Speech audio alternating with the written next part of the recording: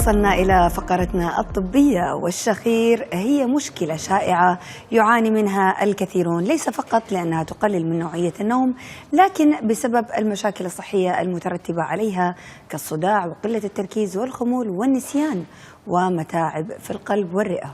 وقد تعددت الوسائل والأساليب لعلاج المشكلة بحسب نوعية التشخيص، آخرها تقنية جديدة يقوم بها طبيب الأسنان بواسطة الليزر من دون تخدير أو جراحة، وهي بسيطة جدا وغير مؤلمة.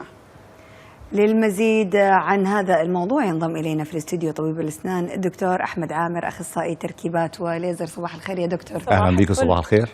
دكتور أسنان، لكن تعالج مشكلة الشخير، هل هذا ليزر متخصص لعلاج الأسنان تستخدمونه لعلاج الشخير، أو بالضبط كيف تتم هذه التقنية؟ أيوة، الليزر أنواع من موجات ضوئية. كل موجة ضوئية من الليزر بتحل مشكلة معينة في الأسنان، سواء تبييض أو سواء جراحة أو سواء حشو. واحدة من الموجات المخصوصة من الليزر دي بنستخدمها في علاج مشكلة الشخير. طب دكتور، متى يقرر المريض الذي يشخر أنه يتجه إلى دكتور الأسنان؟ يعني أي شخص بيشخر يقول لك أروح لدكتور أنف وأذن، ما أروحش لدكتور أسنان، إيه دخل ده في ده؟ فخلينا نوضح الفكرة، وإمتى يقرر يزور دكتور الأسنان ويعمل هاي التقنية؟ شكرا، ده سؤال ممتاز الحقيقة.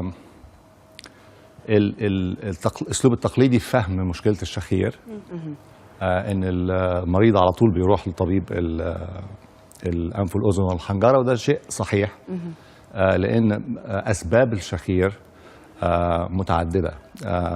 في أسباب من الحاجز الأنفي، لو في مشكلة في الحاجز أو زوائد لحمية لازم يشوف طبيب الأنف والأذن والحنجرة في الأول عشان نتأكد إن مفيش مشاكل في اعوجاج الحاجز الأنفي أو زوائد لحمية. في حالة إن ما كانش فيه، وأحيانا الناس بتصلح حتى مشكلة اعوجاج الحاجز الأنفي والزوائد اللحمية خلف الأنف، وبرضه بيفضلوا يشخروا. السبب الثاني الأكبر هو من داخل سقف الفم، الحلق، سقف الحلق، الجزء في الخلف الطري اللي احنا بنحس فيه، مش عظمي، الجزء للخلف. الجزء ده لما الإنسان بينام وبيسترخي هو متكون من عضلات ومن أنسجة، بيرتخي، ولما بيرتخي بينخفض. هو المفروض ان شكله الطبيعي بيكون زي مقوس للأعلى. لما بنرتخي بينزل للأسفل. في نفس الوقت اللسان عضلة كبيرة وضخمة مرتبطة بالجسم من الخلف في نفس المكان، فلما برضه لما نسترخي وننام بترجع لورا، بتبقى عاملة زي كرة لحم كبيرة في الخلف، زائد سقف الحلق المرتخي للأسفل بيقفل مجرى الهواء. فعضلات الصدر تبدأ تشتغل اوفر تايم، يعني تشتغل بقوة أكتر إنها تزق الهواء لبره أو تحاول الهواء لجوه. بنعمل إيه بالليزر؟ بنغير طبيعة نوعية الألياف والعضلات بتاعة سقف الحلق الطرية دي، بنخليها أقوى، ما ترتخيش بالشكل الكبير ده اللي ينزل ويقفل مجرى الهواء مع اللسان.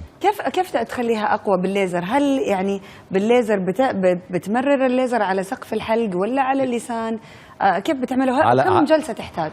على سقف الحلق، على المنطقة الطرية من الخلف سقف الحلق، بدون جراحة وبدون ألم وبدون إحساس الحقيقة من المريض بأي شيء مؤلم.